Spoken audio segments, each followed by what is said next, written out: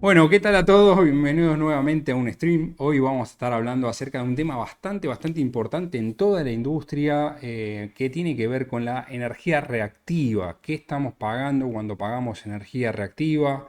¿Qué tiene esto que ver y por qué nos lo cobran? ¿Cómo podemos hacer para solucionarlo? ¿Cuáles son los costos asociados a la potencia adquirida, a la potencia contratada? Bueno, vamos a hablar un poquitito acerca de todo esto.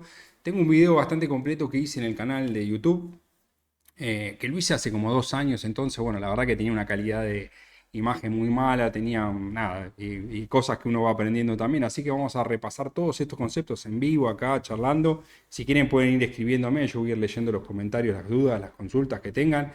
Pónganme si se escucha todo bárbaro también, así me quedo tranquilo. Así que bueno, vamos a ir dando un poquito de arranque con esto. Y para esto es súper recontra importante que entendamos qué pagamos en nuestra factura eléctrica, cuáles son los cargos asociados, qué es la potencia activa, qué es la potencia reactiva y qué es la potencia aparente. Son términos que vamos a encontrar habitualmente, seguramente los que vean este video en el futuro, seguramente sean personas que les interese todos estos temas de la energía eléctrica o les haya venido una multa suficientemente importante como para que estén viendo este video o sean masoquistas, no sé, alguna de esas cosas. Si no, es un tema que a mí me apasiona mucho, pero en general uno cuando tiene una fábrica, que esa es la problemática que tenemos, uno tiene una fábrica, por ejemplo, de bicicletas, y uno está preocupado por los quilombos de personal, los quilombos con las máquinas, los quilombos, un montón de quilombos que uno va a tener una empresa y lo que menos le da bolilla es a los cargos asociados en una factura de electricidad. Entonces vienen términos como exceso de energía reactiva. Yo qué sé, me viene algo y lo pago, lo mismo que pago y listo.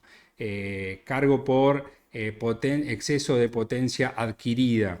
Bueno, son todos cargos que van a venir en la factura eléctrica y que no representan otra cosa que sino una multa.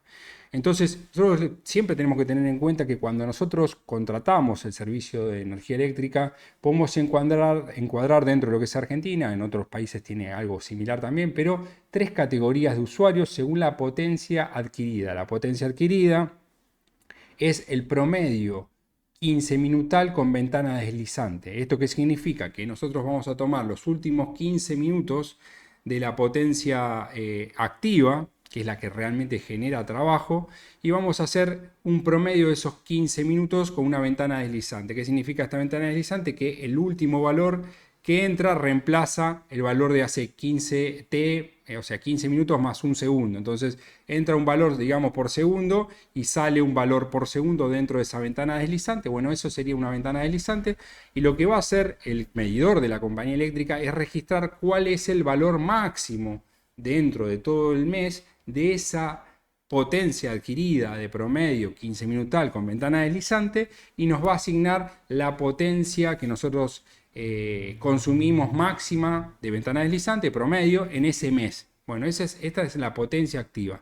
Eso es algo súper importante y generalmente uno hace una estimación cuando tiene una planta que luego va a tener que ir modificando con el tiempo. Entonces, uno de los cargos importantes, que no es el caso de que vamos a ver hoy, pero es ver ese cargo, que ese es uno de los más baratos y fáciles de recontratar, de bajarse de potencia, de subir potencia. A veces no es tan barato, sobre todo si la planta es grande, pero las multas son suficientemente importantes como para motivar a que lo hagamos nosotros. Generalmente esa es una de las inversiones que mejor periodo de retorno de inversión tienen, que es recontratar para arriba o para abajo la potencia. Si nosotros nos excedemos de la potencia que contratamos y contratamos más de lo que deberíamos, bueno, es como pedir una pizza grande de mozzarella y de comer la mitad de la pizza y devolver las otras 4 porciones. La compañía eléctrica te va a cobrar la pizza entera completa o la potencia que vos contrataste, pero vos todos los días solo te comes 4 porciones. Viene el otro mes, te comes 4 porciones. Bueno, ¿qué significa esto en términos reales? Que bueno, vos te estás consumiendo una potencia adquirida, o sea que en todo el mes solo necesitaste, supongamos, 100 kilowatts y tenías contratado 200 kilowatts. Bueno, ¿qué va a pasar con eso? Bueno, que estás pagando todos los meses al divino botón potencia de más. Una de las cosas es que generalmente tenemos contratado una potencia que no está bien. Eso es lo primero que tenemos que ver. Si tenemos contratado, por ejemplo, 100 kilowatts y nosotros solo estamos tomando 50 de los 100 kilowatts, bueno, ahí estamos pagando un montón de plata de más. La potencia firme tiene que ver con la potencia que nos prepara la compañía eléctrica en el transformador, en los cables, en los seccionadores, en la caja de toma, un montón de cosas que hacen que sea bastante costoso para la compañía eléctrica tener una potencia firme disponible para una empresa. Entonces, ese cargo de potencia contratada es un cargo bastante importante. Por otro lado, tenemos que cuando nosotros empezamos a tener una energía reactiva alta, esto tiene que ver con muchas máquinas, con motores asincrónicos trifásicos que van teniendo una cantidad de campo electromagnético que necesitan estos motores para poder funcionar.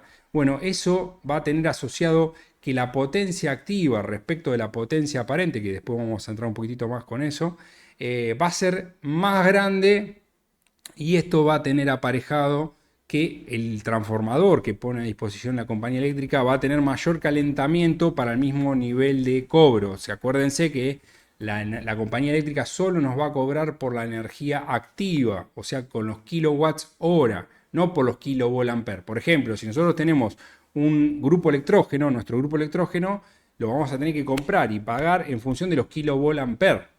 Y vamos a tener que pagar también nafta en función de los kilovolt ampere y no en función de los kilowatts. Entonces, ¿por qué? Porque esto genera calentamiento en el transformador por energía reactiva, que es una energía que no produce trabajo y que va y que viene por el conductor. Entonces, lo que nos va a hacer la compañía eléctrica es ponernos una multa por exceso de energía reactiva. Bueno, paso a presentarles un poquito a una presentación media pequeña donde me voy a apoyar un poquitito para que pueda mostrarle algunos dibujitos, más que nada, no tiene mucha más cosa que esa. Bueno, esto es qué es la energía reactiva, cuáles son los costos asociados, cómo evitarlo. Bueno, acá les muestro, por ejemplo, un gráfico de lo que es la potencia aparente. Generalmente nosotros, la mayoría de los electricistas, me voy a cambiar acá de lugar, generalmente uno tiene asociado al vector de potencias o lo que sería el triángulo de potencias, generalmente se llama así, triángulo de potencias, como la potencia activa y la potencia reactiva. La suma vectorial nos va a dar la potencia aparente. Bueno, también existe la potencia distorsiva, o sea, la potencia D. En general, en el caso más general, la potencia aparente está formada por un vector de tres componentes. Una es la potencia activa, la que realmente realiza trabajo. La potencia aparente, que se mide en kilovolt ampere reactivos, o van a ver, o volt ampere reactivo. Esta está asociada con el desplazamiento de la corriente respecto de la tensión. Si están perfectamente en fase la tensión y la corriente, quiere decir que tenemos una energía, una potencia que todo el tiempo realiza trabajo. En cambio, si se desplaza la tensión de la corriente, quiere decir que hay algún elemento que está acumulando energía. Por ejemplo, un capacitor que lo que va a hacer es hacerme trabajar en el cuadrante, en el cuarto cuadrante, lo que sería energía reactiva negativa, o una inductancia o una bobina, por ejemplo un motor, que nos va a hacer trabajar en el primer cuadrante con una potencia aparente, con una energía reactiva positiva. Entonces, eso es lo que más normalmente van a estar viendo, pero también está la potencia distorsiva. O sea, la potencia distorsiva tiene que ver con todas las cargas no lineales que van a también producir una corriente que yo mido con una pinza que sea true RMS o de verdadero valor eficaz, y voy a medir una corriente, pero esa corriente no es la componente o no es solo la componente. Cuando yo multiplico la tensión por la corriente, me va a dar una potencia, pero esa potencia está en volt ampere. Pero hay una parte que produce trabajo, que es la potencia activa, otra que se acumula, digamos, y otra que es debida a la distorsión armónica. Bueno, en el caso más general hay que tener en cuenta esas tres cuestiones. Bueno, ¿qué cargas vamos a tener asociadas a cargas activas o resistencias?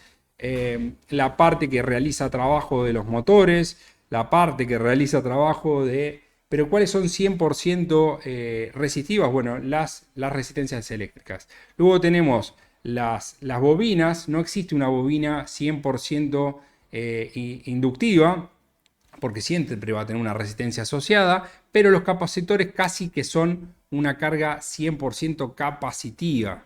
Tenemos entonces bobinas y capacitores. Estas son las dos cargas que son de tipo reactiva y una compensa a la otra, o sea, una adelanta y la otra atrasa, con lo cual yo, si tengo mucha bobina, puedo poner capacitores, y si tengo muchos capacitores, puedo poner bobinas, y de esa manera el 100% de la potencia va a resultar en forma capacitiva. Imagínense como si yo tuviese algún tipo de acumulador, entonces yo cuando freno, en vez de frenar, esa energía la meto en un auto, ¿no? En vez de frenar y tirarla a la basura en calor, bueno, yo la acumulo en algún depósito, como el KERS en la Fórmula 1, algo así, acumulo en algún depósito y luego cuando necesito acelerar se la mando. Bueno, esto hace la bobina y los capacitores. Eso de acumular en forma transitoria asociado a una carga o una corriente que es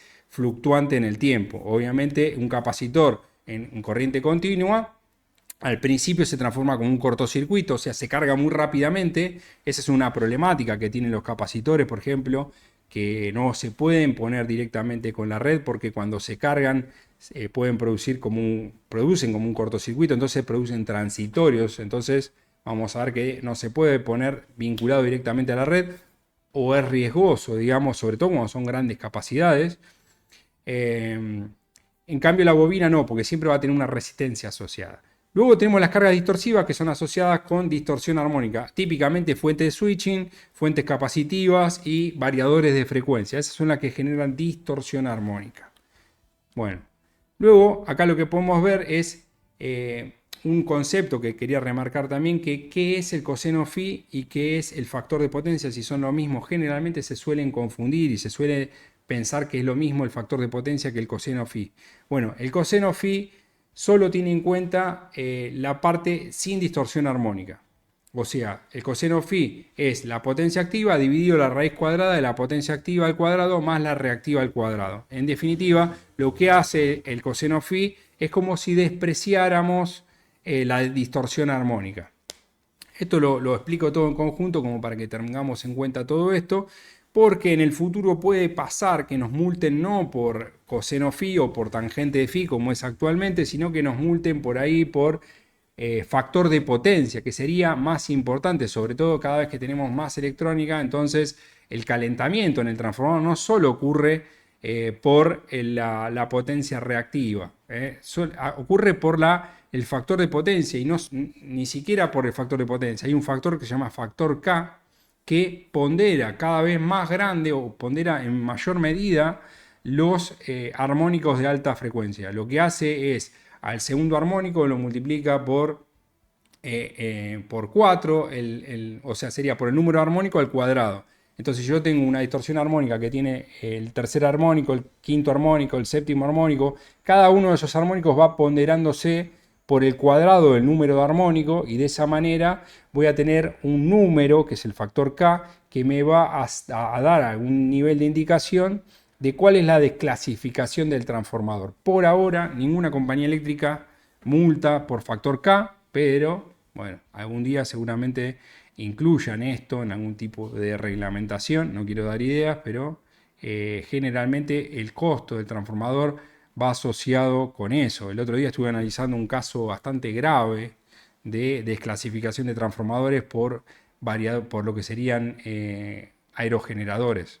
Una cosa bastante grosera tenían en el armónico 41, 35, 37, 41 y 45, lo cual era súper importante porque estos armónicos producen un efecto de calentamiento mucho mayor. Si bien eran en un orden bastante bajo, como multiplican por el número al cuadrado, o sea, el número armónico al cuadrado, 41 al cuadrado, 35 al cuadrado, 37 al cuadrado, bueno, eso hace que el factor K de esos usos son bastante considerables y el calentamiento en el transformador se producían, de hecho se tuvieron muchos problemas de unos aerogeneradores de 3,6 megavatios cada uno, eran no sé si 20 aerogeneradores, una cosa así bastante grande. Bueno, sigo un poquitito. Entonces, bueno, quedamos en claro la diferencia entre el factor de potencia y coseno phi. Coseno phi tiene que ver con el desplazamiento. El factor de potencia lo que hace es agarrar solo la energía activa y la divide respecto de la potencia activa dividido la potencia aparente. Bueno, la compañía eléctrica no lo mide en forma instantánea esto. Lo que hace es agarrar toda la energía activa y toda la energía reactiva y lo que hace es durante todo el mes y divide la energía, o sea, los watts hora y los volt ampere o kilovolt ampere reactivo hora. Entonces, no importa si vos tuviste un pico de factor de potencia malo, porque en realidad como que no le influye mucho. Generalmente el factor de potencia fuera de los horarios comerciales es muy malo porque quedan solamente metidos lo que son las heladeras y, no sé, por ahí los servidores, cosas que son relativamente pequeñas respecto de la potencia nominal de la instalación. Entonces, lo que es importante para la compañía eléctrica es como un promedio de todo el mes. Entonces toma la energía activa y la energía reactiva de todo el mes y hace la división y ahí obtiene la tangente de phi. Ahí me preguntan qué es exactamente la desclasificación de un transformador. Bueno, la desclasificación de un transformador es que si este transformador es, por ejemplo, supongamos para 100 amperes, yo mido 100 amperes, por ejemplo, mido 80 amperes y ya tiene la temperatura que tendría que tener para 100 amperes. ¿Por qué? Y yo me pregunto, ¿qué miércoles pasa acá? Bueno, pasa que esa corriente que vos estás midiendo no es senoidal. Entonces, como esa corriente no es senoidal, se castiga el transformador con un factor de desclasificación. O sea, el transformador que nominalmente era para 100 ampere-hora, con una corriente que no es senoidal, solo puede dar una potencia máxima de, por ejemplo, 80 ampere-hora. Eso es una desclasificación. Se desclasifica por la distorsión armónica. Bueno, vamos a ver una factura eléctrica. Todas las facturas eléctricas en todos los países van a encontrar un cuadro tarifario. Este es el cuadro tarifario donde van a encontrar T1, acá en Argentina, es de 0 a 10 kilowatts de potencia contratada. T2 es de 10 kilowatts hasta 50 kilowatts. Y T3 es de a partir de 50 kilowatts. Hay un tramo que es hasta 300 kilowatts, que serían, digamos, usuarios medianos. Y luego tenemos grandes usuarios que son de más de 300 kilowatts, en donde le están aplicando tarifa plena. Es toda una complicación también a la mayoría de las personas que tienen tarifa T3 arriba de 300 kilowatts. A ver, entonces este es el cuadro tarifario. Este cuadro es viejo, pero no importa, es del 2019.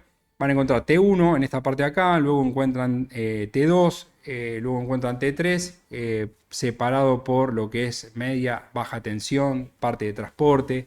Bueno, tiene toda su vuelta a interpretar una tarifa eléctrica y luego hacer análisis de periodo de retorno de inversión de inversiones, porque uno cuando hace una inversión, por ejemplo, de pasar los motores de clasificación de tipo IE1 a IE2, a IE3, o poner un variador de frecuencia para cuestiones relacionadas a la eficiencia energética o colocar un banco automático de capacitores, a veces es muy trivial el cálculo y a veces no es tan trivial respecto del periodo de retorno de inversión de una inversión de tipo de eficiencia energética o de un banco automático de capacitores. Un banco automático de capacitores no está contemplado, a mi criterio, dentro, y al criterio de la norma también, como dentro de lo que es eficiencia energética. Sí tiene que ver con los costos, obviamente, de la empresa, pero lo que es recontratación tarifaria y corrección de factor de potencia no tiene que ver con una cuestión de eficiencia energética. No estoy siendo más eficiente energéticamente por colocar un banco automático de capacitores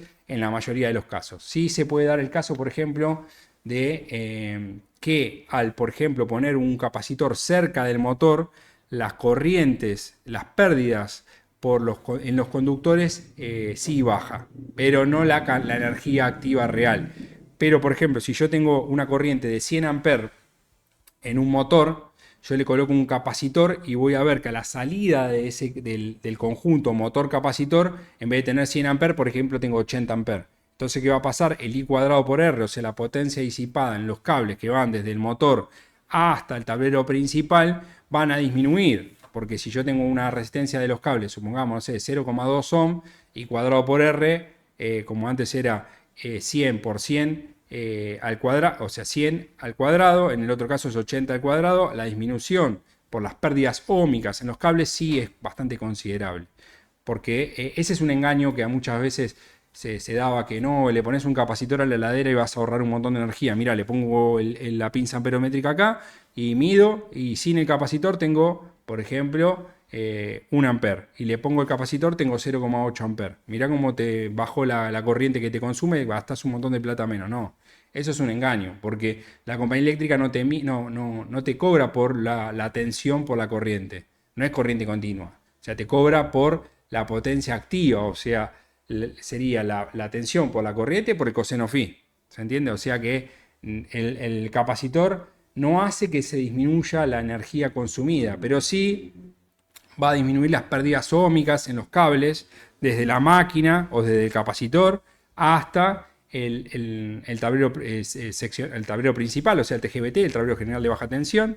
Entonces, en muchas ocasiones es conveniente poner, si tenemos grandes máquinas, por ejemplo, pocas máquinas y grandes, es conveniente poner los capacitores cerca de la máquina grande y compensarla directamente de esa máquina grande. ¿Por qué? Porque si no estamos teniendo pérdidas en toda la línea, desde el motor hasta lo que sería el tablero donde tenemos el banco automático de capacitores. Ese tablero con el banco automático de capacitores generalmente se pone al lado del tablero de baja tensión, el tablero principal de baja tensión. Bueno, acá les hago un zoom un poquitito de lo que sería un cuadro tarifario, lo que sería T1. Lo que es T2 y que es T3, entonces se pagan distintas multas según la categoría. Por ejemplo, en T1 se paga el 1,5% de los cargos, cargo fijo y el total de la energía activa. En T2 se paga a partir de 0,85. O sea, por cada cada céntimo que nosotros nos alejemos del valor de 0,85 de coseno de phi, en T1 y en T2 pagamos distintas penalidades. Entonces tenemos cargo por cada céntimo alejado de 0,85 pagamos un 1,5% de recargo sobre el cargo fijo y la energía activa total. En general en T1 suele ser bastante despreciable y en muchos casos el medidor ni siquiera tiene la funcionalidad de medir energía reactiva, con lo cual en la mayoría de los casos no se aplica esta multa. En T2 tenemos un cargo que es por cada céntimo, se aplica el cargo, pero de la potencia adquirida y del total de la energía activa. Este cargo ya en T2 empieza a ser bastante oneroso y empieza a ser importante compensarlo. Y en T3 es más restrictivo todavía. ¿Por qué? Porque en vez de usar el coseno de phi, usa la tangente de phi. La tangente de phi tiene la particularidad que tiende a infinito. O sea que cuando es 100% inductivo, 100% capacitivo, la multa sería infinita. Obviamente eso no existe.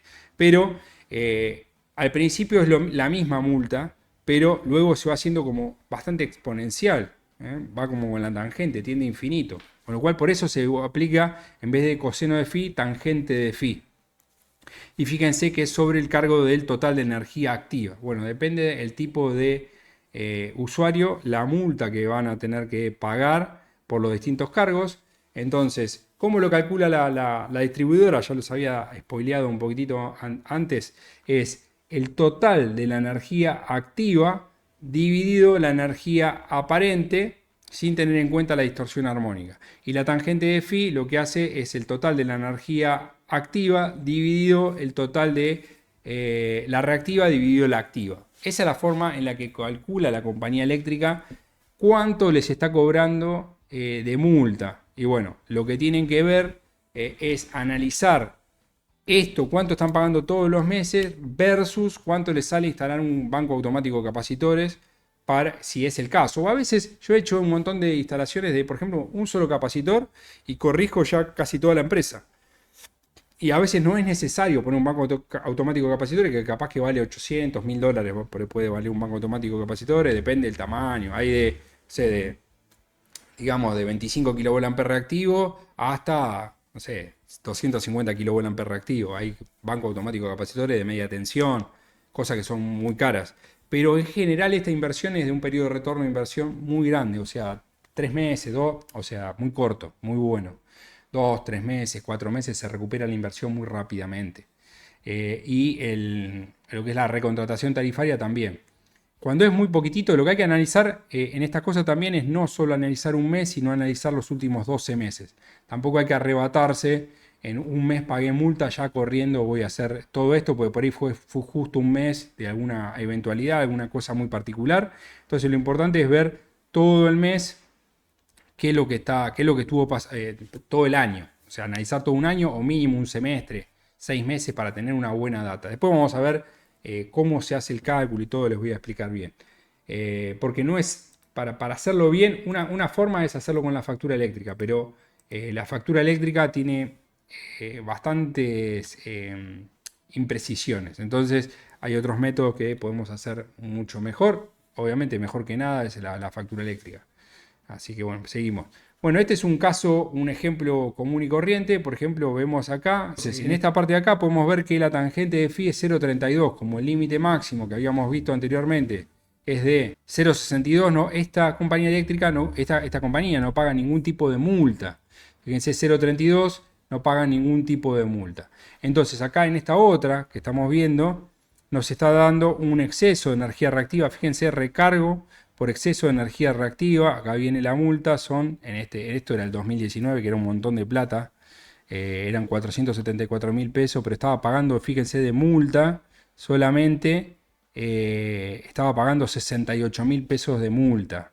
Fíjense, la energía, lo que estaba pagando de energía son 200.000, tipo 350.000 pesos y 70.000 pesos solo de multa, por lo cual es un montón porcentualmente hablando. Después, obviamente, arriba de esto están todos los impuestos, ¿no? ¿Por qué? ¿Cómo lo calculaba la compañía eléctrica? Bueno, la tangente de phi es 0.905, 905 menos 0.62 es 0.285. Esto dividido 100 para sacar las cantidades centésimas que tenés ahí y multiplicado por 1,5, esto me da 42,8% de recargo. O sea, por los cargos de energías, todos los cargos de energía, los que están resaltados acá, se le multiplica por 0.428 y tenemos el recargo de energía reactiva, que en este caso era 70.000 pesos, en el año 2019, que era un montón de plata. Entonces eso es súper importante y en este caso daba un periodo de retorno de inversión en ese año de también 6 meses, una cosa así, con instalación, con mano de obra, con banco automático, con todo incluido, lo cual es bastante conveniente y también es muy fácil de instalar. Un banco automático capacitor va puesto en paralelo con la red y es muy simple de colocar. Si quieren hacerme alguna pregunta, váyanme haciendo, no hay ningún problema. Vamos a seguir un poquitito más. Bueno, este es cómo compensar esa multa. Bueno, lo que tenemos que hacer es, una vez que sabemos que estamos pagando esa multa, tenemos que tener en cuenta que la inductancia que tienen los motores se compensa con capacitores. O sea, uno trabaja en este cuadrante, es como que uno trabaja en contraposición al otro. Imaginemos cómo la inductancia es una forma de acumulación de energía en forma de campo electromagnético. Ese campo electromagnético luego vuelve a ser captado por la bobina y lo inyecta hacia el sistema. Esa inyección de energía excedente la agarra el capacitor, la almacena dentro de su capacidad. Imaginen el capacitor como si fuese una batería, pero de alta velocidad. Entonces el capacitor rápidamente se carga y donde hay una demanda grande de energía, la chupa, digamos, la misma bobina la está chupando. Entonces uno trabaja en contraposición con el otro y luego del conjunto bobina-capacitor, a la salida del sistema bobina-capacitor, la corriente debería quedar prácticamente solo la corriente que hace a la potencia activa, o sea, la que está en fase con la tensión. O sea, si están perfectamente en fase la tensión y la corriente, solo estoy tomándole al sistema lo que es la potencia activa. Entonces, lo que debemos hacer es medir esto y colocar algún tipo de compensación. Bueno, acá me quedó esto que era un video de la otra vez. ¿Cómo podemos dimensionar? Bueno, después le pueden hacer captura a esto y lo leen bien. ¿Cómo podemos dimensionar un banco de forma muy, muy simple? Bueno, podemos agarrar la factura eléctrica. Tenemos que tener algún dato, como por ejemplo, si la empresa trabaja de lunes a lunes o si trabaja de lunes a viernes, si tiene, cuántos turnos tiene. De alguna manera estimar cuántas horas están dando esto. O sea, en cuántas horas se produce la energía reactiva que me dice en la factura. Imaginemos en la factura, fíjense que acá en la factura me dice cuánta energía reactiva tengo. En este caso tengo, por ejemplo, acá que se ve, hacer un poquito de zoom, acá 2223 kilovolt ampere reactivo hora en un mes. Entonces yo lo que tengo que hacer es dividir este valor entre la cantidad de horas que estuvo funcionando el sistema. Por ejemplo, si yo sé que estuvo 30 días, en 30 días son 22 días hábiles, de esos 22 días hábiles fueron 10 horas de trabajo en cada día, entonces puedo estimar que fueron 220 horas. Si tengo 4500 kilowatts ampere reactivo hora en 220 horas, puedo tener un banco automático, un banco fijo, por ejemplo, de 20 kilovolt ampere reactivo. Esta es la forma más fácil de calcularlo y es como la mayoría de las personas lo calculan, los que venden banco automático capacitores. ¿Por qué? Porque las que vienen requieren de un estudio que hay que pagarlo en general. Salvo que sea un banco re grande, que no te lo cobren, o sea, ya está incluido en el precio, tenés que mandar a una persona a que vaya a medir con lo mínimo, ahora vamos a ver, pero una pinza cofimétrica o un analizador de calidad de energía, como puede ser los que vendemos nosotros o cualquier otro de cualquier otra marca. Van a tener que medir de alguna manera la energía reactiva real, porque acá lo que yo estoy teniendo es una estimación que puede andar muy bien y generalmente anda muy bien. Otra forma de estimarlo es, por ejemplo, ver cuáles son los motores más grandes que tengo dentro de la fábrica y compensar esos motores. Medio ojímetro también es una forma bastante buena de compensar. Otra forma, como le decía acá, es un poquito más elaborada, pero no mucho más elaborada. Si yo veo un motor, en general toda la energía reactiva que tenemos en todas las plantas es proveniente de los motores de inducción de tipo asincrónico trifásico, de tipo jaula de ardilla. Esos motores generan o necesitan para funcionar un campo electromagnético que es bastante constante independientemente de la potencia demandada al eje. Por ejemplo, en este gráfico podemos ver la potencia activa que va tomando. Fíjense que cuando no le tomamos nada al motor, o sea, imagínense un balancín que está todo el tiempo en el aire y el tipo se va al baño, viene una plegadora, cualquier tipo de máquina que el motor está en el aire, en el aire, en el aire, en el aire, todo el tiempo en el aire, una bomba hidráulica que está todo el tiempo el motor en el aire, bueno, casi no tiene energía activa consumida. Entonces, ¿cuál es la tangente de phi de eso? Un desastre. O sea, el factor de potencia o el coseno phi de esa aplicación es un desastre. ¿Por qué? Porque fíjense, acá tengo una curva de lo que es el factor de potencia, que es la energía activa respecto de la aparente. Y entonces, ¿qué pasa? Tenemos pura energía reactiva y no tenemos muy poquitita energía activa consumida cuando el motor está en vacío, en el aire. Una forma de compensarlo es multiplicar la potencia en kilovolt ampere o en kilowatt del motor por 0.3. Imaginemos este motor que tiene 12,5 kilowatts y lo multiplico por 0,3, tengo 3,7 kilovolt ampere reactivo. Eso, por ejemplo, yo puedo poner al motor directamente, le coloco el más próximo, que puede ser uno de 2,5 kilovolt ampere reactivo, y listo, ya lo dejo compensado a ese motor. Es una forma que está buena, sobre todo con motores grandes, motores de 50 kilovolt ampere, de 50 kilowatts, 100 kilowatts. Bueno, le puedo poner un único capacitor. Esto no lo puedo hacer si tengo un variador de frecuencia, porque el variador de frecuencia tiene muchos problemas con los capacitores y vuela el capacitor en la miércoles. No se puede hacer porque el variador de frecuencia tiene un tren de pulsos, una señal con mucha distorsión armónica que le llega al motor. Entonces, no puedo poner capacitores sobre motores que están alimentados con variadores de frecuencia. Lo tengo que hacer antes del variador de frecuencia, compensar.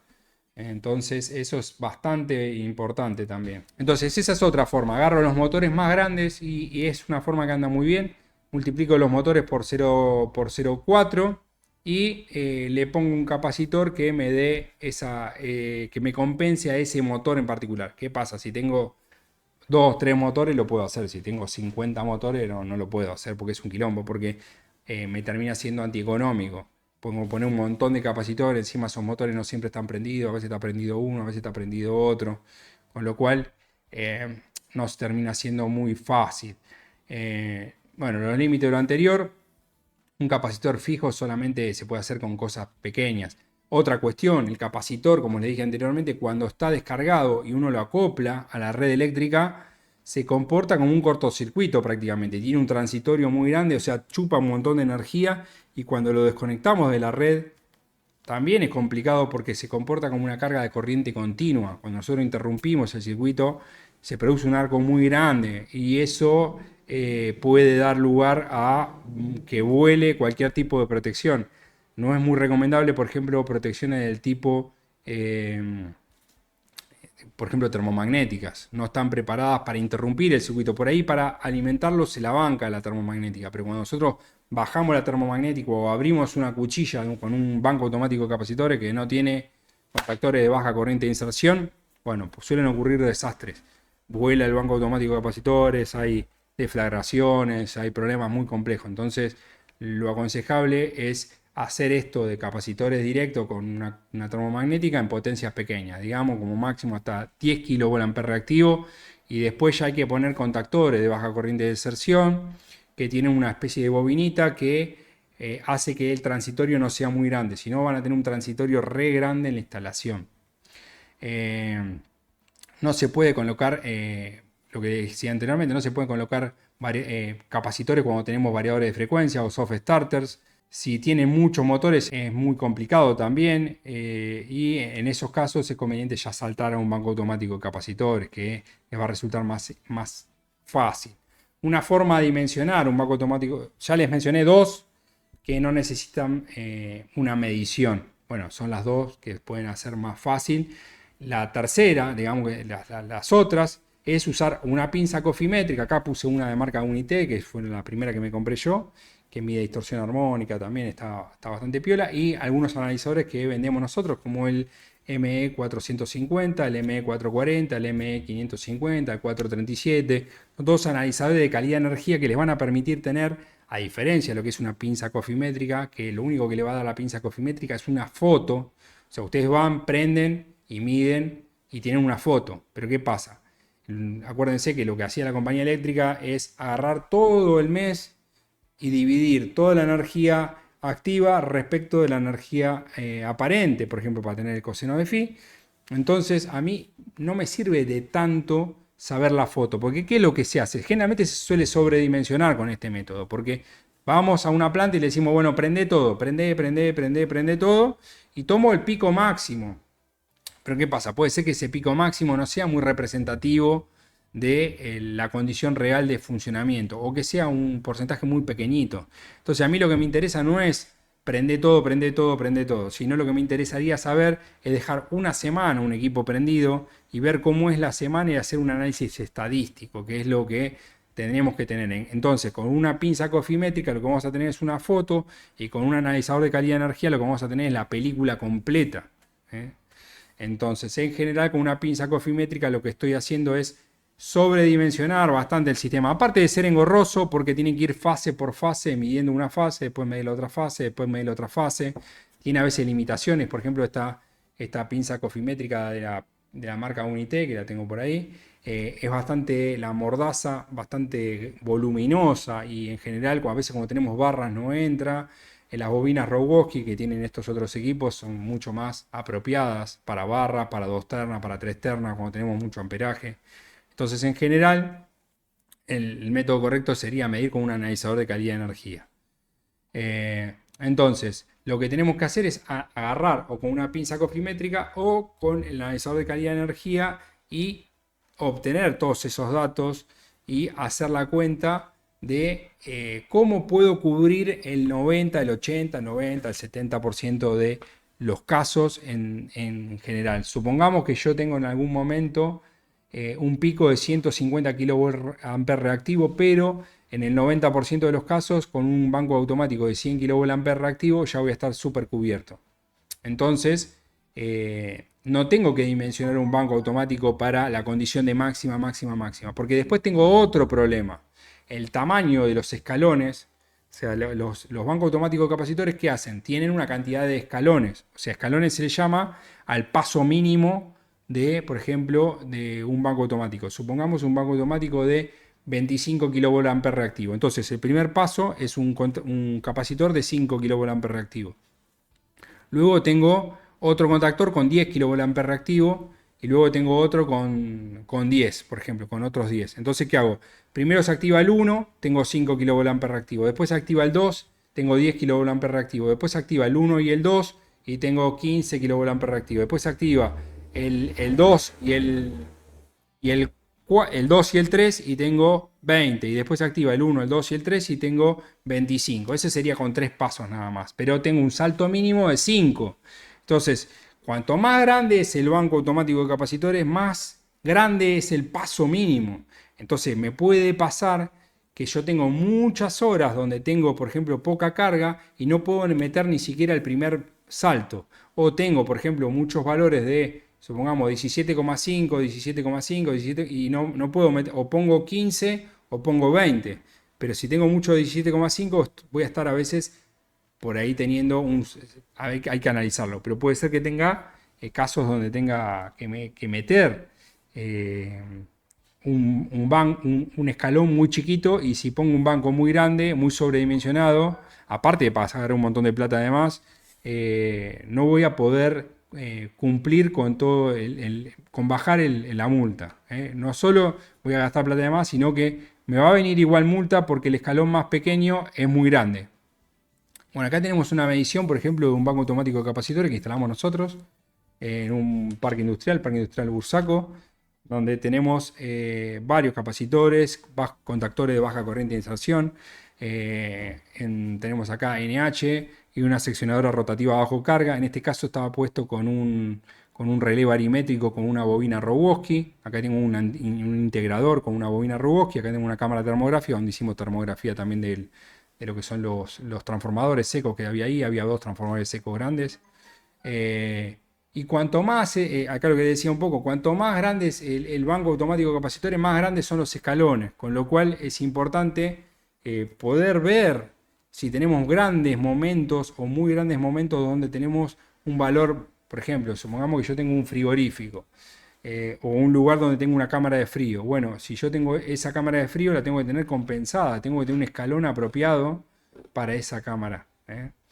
Entonces, por ejemplo, en el caso de una instalación, en este caso se había registrado un máximo pico instantáneo de 380 kVA reactivo, pero, y un mínimo de 350 kVA reactivo, pero se decidió instalar un banco de 300 kVA reactivo que compensaba el 90 y pico por ciento de los casos de ese banco. A veces también hay que analizar un poco con el cliente de cuál va a ser la perspectiva de crecimiento. Si me dice, mira, nosotros vamos a tener este año esta planta, pero ya estamos proyectando otra planta más para el año que viene. Bueno, a veces esa indagatoria que hay que hacer con el cliente para ver si por ahí conviene invertir unos mangos más, porque un banco por ahí de 400 kVA reactivo no es que es directamente proporcional, directamente proporcional. Costos, por ejemplo, de los contactores, del gabinete, del armado, del montaje, que son bastante independientes del tamaño del banco automático. Entonces, tenemos que tener en cuenta de hacer esa indagatoria con el cliente a ver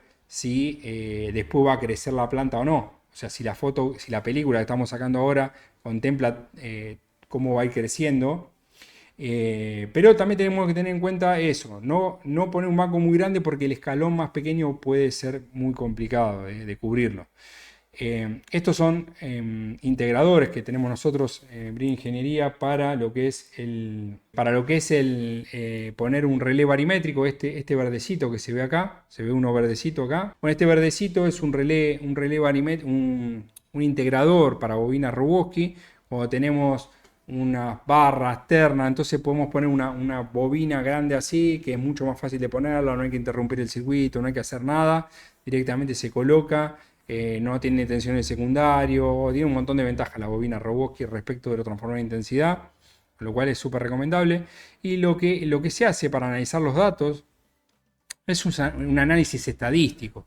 Entonces lo que yo hago es multiplico cuántos eventos hubo. Ahora les voy a mostrar una macro de Excel que tenemos para los analizadores de calidad de energía nuestros, pero lo que se hace es multiplicar la cantidad de ocurrencia que tenemos por el valor. Supongamos que yo tengo 10 veces con 10 kVA reactivo, 20 veces con 11, 30 veces, entonces multiplico cada valor por la frecuencia de ocurrencia. Entonces le voy dando un factor de ponderación a cada uno de estas ocurrencias por la cantidad de potencia reactiva que tuvo. Entonces yo me fijo, si tengo 10 eventos con 10, no es lo mismo tener 10 eventos con 10 que 10 eventos o 10 registros con 100. Esos 10 con 100, o sea, 10 eventos con 100 kVA reactivo tienen mucho más peso que esos 10 con 10. ¿Se entiende? Entonces lo que yo voy haciendo es ponderando y luego lo que hago es sumar toda esa ponderación para cubrir todos los escenarios posibles. A ver, acá tengo. Y lo último también, ahora les voy a mostrar las macros también para que vean cómo se hace un análisis. Lo que tengo que cubrir también es, tengo que fijarme muy bien el THD, o sea, la distorsión armónica en tensión, porque los capacitores son bastante sensibles a la distorsión armónica en tensión. En general, se da un proceso de resonancia de la distorsión armónica en tensión en los capacitores, con lo cual no es trivial el tema y hay que en muchos casos poner un filtro para que no exploten los capacitores. Sobre todo, esto hay que tener muy presente cuando encuentran un banco automático de capacitores que ya voló el banco automático de capacitores. Entonces, ¿qué pasó acá? Bueno, no se sabe, pones otro banco y ¡boom! Vuela de vuelta al poco tiempo, o la vida útil de los capacitores se ve muy afectada por la distorsión armónica en tensión. Entonces es súper importante medir la distorsión armónica, y eso en general una pinza cofimétrica común y corriente no lo hace, con lo cual es importante no solo tener la medición de la tensión, la corriente y el factor de potencia, sino también la distorsión armónica en un periodo de tiempo suficientemente largo. Entonces, eso es importante también tener el analizador de calidad de energía. La mayoría de los fabricantes de capacitores establecen un límite máximo de 3% para la distorsión armónica en tensión, lo cual es bastante restrictivo porque la norma, la EN 50160, establece un límite del 8%, con lo cual los fabricantes de capacitores piden un límite más acotado todavía que lo que establece la normativa. Eso tiene bastantes complicaciones. Bueno, le decía, analizar un poco el escalón mínimo y ver las fluctuaciones de lo que es la potencia reactiva durante el tiempo. Váyanme escribiendo en los comentarios mientras voy abriendo un poco acá la macro de Excel, por ejemplo, para que vean. Bueno, esta es una de las macros que tenemos desarrollada nosotros, que acá lo que hacen es directamente importar. Se importa el archivo de medición del analizador de calidad de energía y lo que hace es traer todos los datos y los va a pegar todos los datos acá. Fíjense, este es un MI 550, es un equipo bastante completo. Tenemos tensiones de línea a línea, tensión de línea neutro, tensión de línea a línea, corrientes de todas las fases, de corriente de neutro, corrientes promedio, frecuencias, lo que es el coseno phi, que es el Displacement Power Factor. Luego tenemos la potencia activa, la potencia reactiva, la potencia aparente, la energía activa importada, exportada. Luego tenemos la distorsión armónica en tensión de los impares, de los armónicos impares, de los armónicos pares. ¿Qué más? Tenemos acá la distorsión armónica en corriente.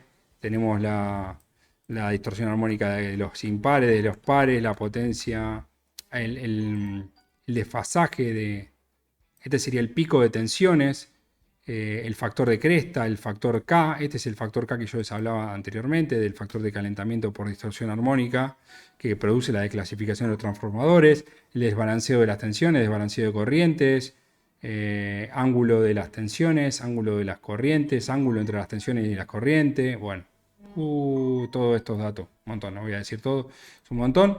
Y acá tenemos una gráfica rápida que hace el equipo, porque podemos ver una gráfica muy rápida para que vean. Voy a mover un cachitín para acá.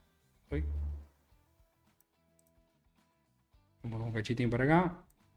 Entonces acá podemos ver lo que es tensiones, corrientes, los gráficos más normales. Vamos a encontrar tensión, corriente, distorsión armónica en tensión, distorsión armónica en corriente, frecuencia, potencia activa, todo lo más común. Esta es la potencia adquirida. Fíjense, en este caso tuvo una potencia adquirida de 200 kW, un factor de potencia promedio. Acá me hace una pregunta, hola, ¿qué tal? Respecto a los valores de THD, cuáles son los límites. En la normativa, el THD máximo que admite es 8% de las 50-160, pero los fabricantes de capacitores y de banco automático de capacitores establecen un límite máximo del orden del 3%, lo cual es bastante restrictivo, bastante restrictivo en un montón de aspectos.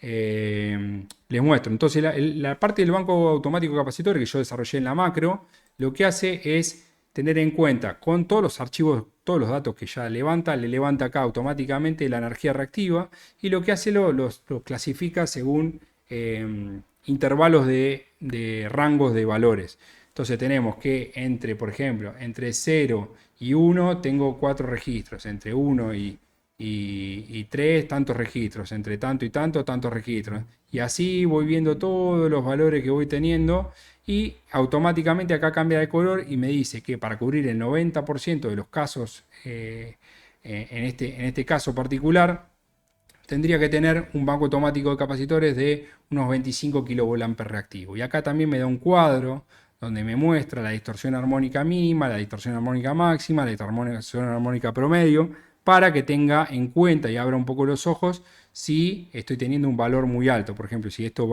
pasa de 5, ya se me pone en rojo. Automáticamente me tira una alarma de que preste atención con la distorsión armónica. Bueno, y acá me da unas gráficas para poder mandarle al cliente y poder... Esto directamente está pensado para que lo impriman, le cambian acá la carátula, le cambian las cosas acá, le cambian y le mandan a usted con el logo de la empresa de ustedes y ya les queda un informe para mandar al cliente con la justificación de la inversión. Entonces el cliente dice, mirá, más o menos saca unos números, le presentás unos datos, un registro con el equipo que hiciste y todo, y tenés algo como para poder tirarle ahí al tipo. También acá el equipo ya hace histogramas de tensión, los valores mínimos y máximos, todos los parámetros que vimos anteriormente. Estos son todos los parámetros. Más de 230 parámetros. Esto es solo la parte en el MI 550, solo la parte de parámetros básicos que se llama. Después está, esto sí, el realmente básico, no tiene demasiado. Después tenemos lo que es la parte de, por ejemplo, eventos. Ahí les muestro, estos son los eventos de subtensión, sobretensión, transitorios. Todos estos son todos eventos que detecta el equipo.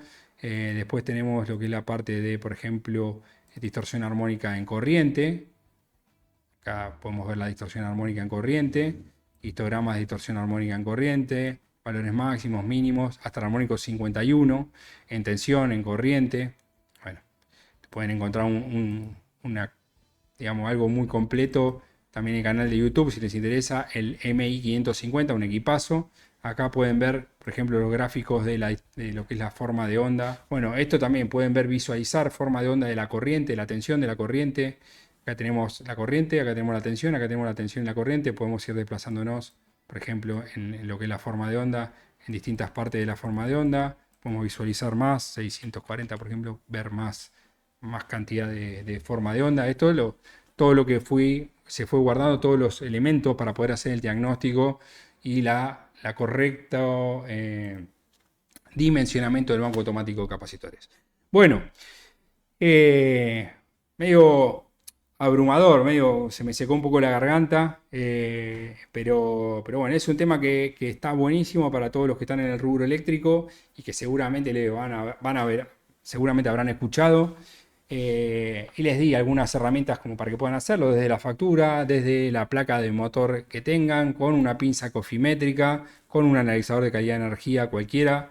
Y cualquier duda, obviamente, pueden mandarnos nosotros una consulta a info@brin.com.ar y nosotros le podemos hacer cotización de lo que necesiten, si de un banco automático de capacitores, de la instalación del banco, mediciones, instrumentos, lo que necesiten. Así que bueno, ese es un gran valor agregado, creo, de la empresa nuestra, Brin Ingeniería, que es que nosotros no solo importamos y comercializamos instrumentos, sino que le podemos dar realmente un valor agregado a la hora de postprocesar los datos, de tener una consulta. Che, Ramiro, tengo este problema, tengo este otro problema. Entonces nosotros, algunas veces con costo, otras veces sin ningún costo. Si es un cliente que ya nos compró un equipo, si es un cliente que no nos compró nada, bueno, le cotizaremos el asesoramiento, pero no es común a veces darse vuelta y encontrar que la persona que importa el instrumento tiene conocimientos sólidos respecto de lo que está importando. A veces sí, a veces no. Así que bueno, eso creo que es un valor agregado para nuestro. Así que bueno, si tienen alguna duda también pueden ir consultando y si no, bueno, les mando un abrazo grande y nos estaremos viendo seguramente el lunes que viene en otro stream que todos los lunes estamos haciendo de 5 a 6 de la tarde. Les mando un abrazo grande y nos estamos viendo. Chau, chau.